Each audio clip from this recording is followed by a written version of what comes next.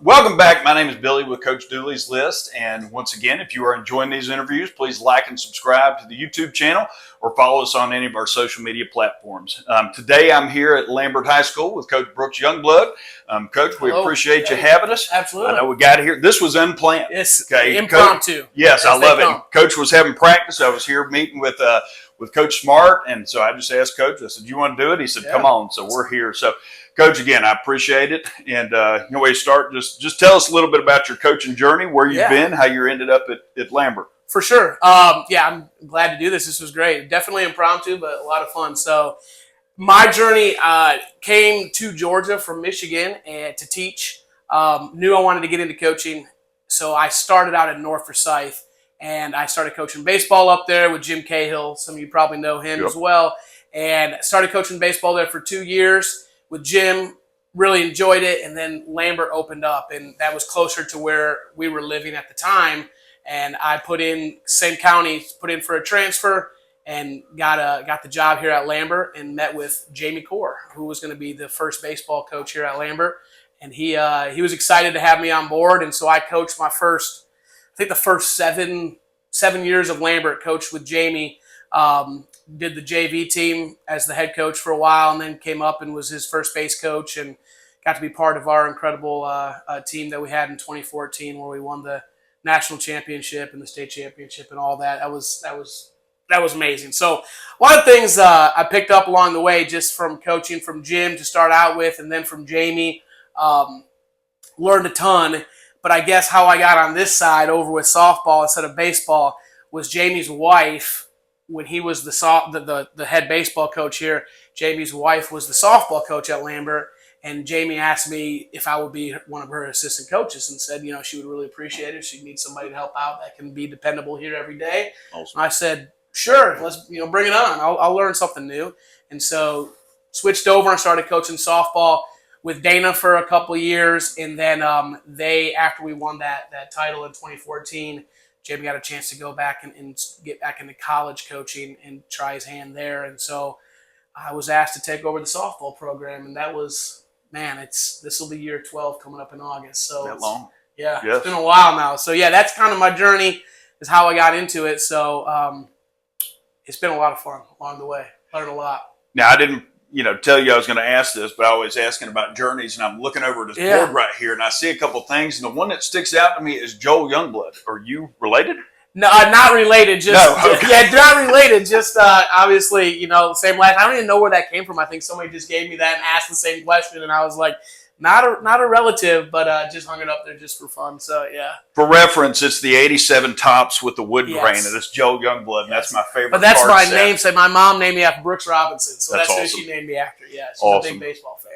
Good bloodlines for sure. Yeah. So in your years here at Lambert, and going from baseball, and like many softball coaches, they get into softball, and baseball becomes secondary, which is awesome. What do you want your teams here at Lambert to be known for? I think that's changed over the last 12 years. At first, I came in, I was a lot younger when I started as the head coach of the softball, and I really wanted to be known for, we worked hard. We were out there, and I was pushing the girls hard all the time. Took a lot of the baseball mentality over, and, I learned quick. I think I knew this. I'm a science teacher, so I know this, but just the mentality. I mean, the girls are way different than the boys in terms of coaching. Yep. I couldn't push them like I pushed the boys, and you couldn't get on them like you got on the girls. So, that's kind of evolved. I think where I'm at now in my coaching career, I want us to be known for the way we are on the field, just the way we carry ourselves, the way we play the game, doing little things well, being good teammates, picking each other up, having a great attitude, and just hustling, working hard. I think it was before I was really worried about, making all the right plays and doing all the, not gimmicks, but just, I think I was really concerned about the production side of it. Like, are we going to make those plays? Are we going to, hit the ball this way? That's kind of evolved for me. I think if we focus, I really want to worry about our focus being on getting better every day in the process and not so much the outcome. Right. I think if we focus on the process and we're really working on developing and becoming better all around, the statistical things and the wins, and they'll take care of themselves. I kind of learned that along the way. So no, that's for sure, and especially in a game like softball, and coming from baseball too, like the results. A lot of times, I mean, if you're thinking offense, I mean, 7 out of 10 times it's a failing you're sport, failing, right? and you're still good. And so how you react to that is for sure. And again, we always hear about the process, but when you truly understand what that means of sticking to it and getting better each day, the results definitely. And it's not an in-game thing. You know what I mean? You can't like focus on that. Oh, we're gonna we worry about. That has to start from. I mean, we started tryouts in May, and we've been practicing since school got out. And you really have to make that a mentality all along the way. It can't be something that, hey, here goes. We care about the process. We don't care. But if that hasn't been the way that you've been approaching things all along, then that's not going to resonate with them. Because you say that, but then you get all upset if we strike out, or like. So you have to be honest about it with the way you approach it from the beginning of the season all the way through. You can't just say, "Oh, well, it's okay. We worry about the process." It's not what you seemed like yesterday. You know what I mean? Right. Like, so you got to do that. So that's something that I've been really working on. I've been, as far as my journey and now what I was a lot more fiery when I was young and getting upset. I'm trying to really tone that back and worry about, encouraging these girls. They play well when they feel good. You know what I mean? Right. The boys, it's different, so I had to learn that. It took a long time to make that shift too. So they can read your face. They know, if you're upset in the dugout. So really trying to stay positive all the time, because then they feel better and they're going to produce in that way. It's not like, oh man, I got to go out. I got to make coach happy. I'm going to go, they don't see it that way. They feel like they've disappointed you, and they don't want to do that. No. So you can't let them feel that way. Yeah, and definitely, too, I think, I was the same way at learning how to channel that energy in different ways when you are excited, because whether that's when you're upset or excited, I get both finding the way to channel it the most productive way possible. And it's a learning curve like anything. So, in all your years, this could be baseball or softball, but if I said, hey, what is your favorite coaching story? What's one that pops into your head? Could be funny, happy, anything. There's quite a few. I think if we're going to limit it to one. We'll come back for more. Okay. Yeah, I mean, the one that stands out, I think it was 2021 softball, Lambert. We went on a 26-game winning streak. And I mean, we play a pretty tough schedule every year. Yeah. Our region generally is pretty solid. And then, we sprinkle in some competitive non-region games to help us get better. And we reeled off 26 in a row. And it was before it was one of those things that you're like, oh, we've won 10 in a row. Oh my goodness, we're at 15 in a row. And you're like, now it's starting to be a little uncomfortable when you're getting up there. You're like, could this keep going? Like, do we want to lose one to kind of remember what that's like and learn from it? You know what I mean? And so, no, we don't want to lose. You know what I mean? We don't want to lose.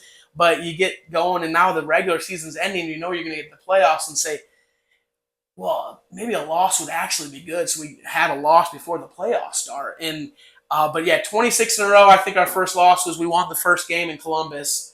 And then we lost the second game down in Columbus. And so we hadn't lost since, it must have been mid-August at that point or something. So that was just, it was just the vibes were weird because we were winning games every which way. We would blow out some teams. We would win some close ones, 1-run games, 2-run games. And then we the normal, 5-2 or 6-1 or whatever. But it was like, they were happening every way. It could have been a great pitching performance. It could have been really big offensive, fireworks type of game. But it just, for whatever reason, it was just this role that we got on. And I truly, if I'm thinking back on it, I kind of give a lot of the credit to just the chemistry on the team. It was just, the group of girls was awesome. They just really gelled well together, and they were great teammates. And they work hard. And that's another thing that I've learned along the way is that chemistry, it's huge, man. Yes. I had a team in the past that had 5 Division I players on it, and we didn't win but 8 games in that season. And that was a rough off season because I was like, I don't know how much longer I want to do this. I don't want to come back. And it's like we had 5 D1 girls and we only got 8 wins or something like that. It was awful. And then you get a team that's arguably less talent on it. I mean, we have 5 D1 girls, and they reel off 26 in a row. And it's just, I think there was, and that's on me because I don't think I focused on that chemistry and that team chemistry and that team cohesiveness as much back early in my coaching career. And that's kind of been more of a focus as of the last 5-6 years to kind of instill what that looks like to be a good team and to have that chemistry and that culture that you want. Everybody talks about culture, but what does that mean? You know, what does that actually mean? So I have a former player that's now my assistant, and when she came in right after that season where we won like 8 games with 5 D1 girls on the team, and I told her, I was like, something's got to be different. You know, Right. we had talent, and so she has really helped out a lot with that culture piece and making that a focus of what we're trying to do. So, Well, and you don't realize those things until they rear their ugly head, you know, with, hey, we couldn't win, and you get bickering and all that kind of stuff. So, and again, that's just growing as a coach. So in all the growing you've done as a coach, you know, if somebody came to you today, maybe one of your assistant coaches, maybe somebody else, you know, just that you know, and came and said, Coach Youngblood, I want to be a head coach. What's one piece of advice you would give them? Well, I'll say that you've got to do a lot of things well, but it doesn't have to be you. You know, as a coach and as a program, I mean, you've got to be able to teach the game. Right. You got to be able to, I mean, you need to know the game. You need to be able to teach the game and the ins and outs. I mean, I'm not talking just like swings and, you know, swing mechanics and pitching mechanics. And that's, you have to have somebody that's decent at doing that, but like game the play too. You know, where's the play at here? Like, what should we be thinking mentality wise? What type of pitch might be coming? What are we looking for? You got to have somebody that's good at that. You got to worry about the culture piece. You got to worry about the, you know, emotional, psychological part of it. There's a lot of things that go into it, and I think early on, I tried to do everything. And sometimes that was what I did was forget about the one thing. You know what I mean? I didn't I had to do everything, but sometimes I just said, I'm not going to worry about that. I didn't care about the culture piece. I said, the girls were like, we just want a little more fun, and you know what's fun? Winning's fun is what that's the things I would tell them. You know what I mean? I've said that. And so I just didn't care about that. I just didn't make it a part for me. So I guess the biggest piece of advice was figure out what are you good at, you know, and what are you good at individually.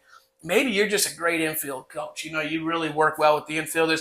Then make sure that you're doing that. Like, you need to focus on that and take over that piece. But then I've been fortunate. I've had a lot of great assistant coaches, and you got to hire people and figure out what they're good at and give them that responsibility. Amen. And really lean on them. Like, hey, I don't have to do that. Like, I'm going to give that responsibility to you and let you really take over that. And then as collective group of coaches, if you're all focusing on what your your skill set is, you're going to be better for it. So I say, figure out what you're good at, and then really lean into that as your kind of coaching area. I would say that's a big one.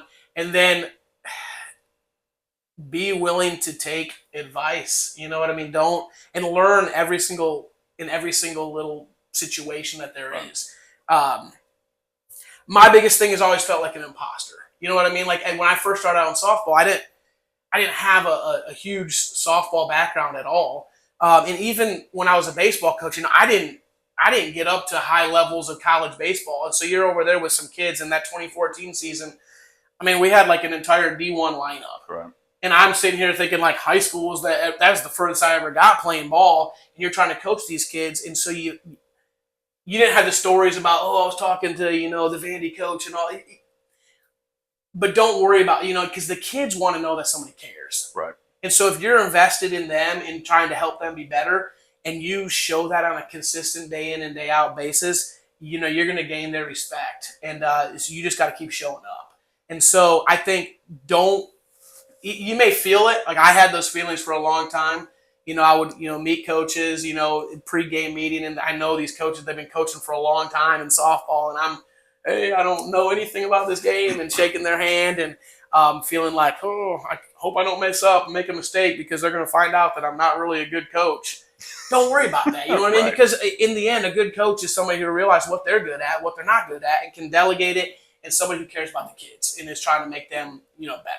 The nice thing about high school, I guess for most of us, there's some schools in this state that probably it's a little different, but, I'm not coaching for my job here. As long as I'm, making a good experience for these girls, right, and we're doing the best we can and taking care of them, like they're not coming for my job. You know what I mean? Right. So we can really focus on developing those relationships. And then obviously we want to win too. I'm a competitive person. I want to win every time we're out there.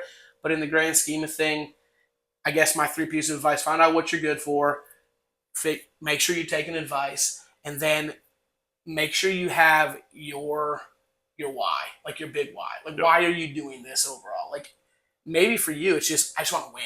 Like, that's my why. And so everything you do should be focused on that main reason. Right. And so for you, if it's winning, I mean, we can have a different discussion later, because I don't know that is the best why. But I think for a lot of coaches, that is what it is in the beginning. Yeah, absolutely. And if you're able to absolutely last through that, Yep. then you start to realize that Yep.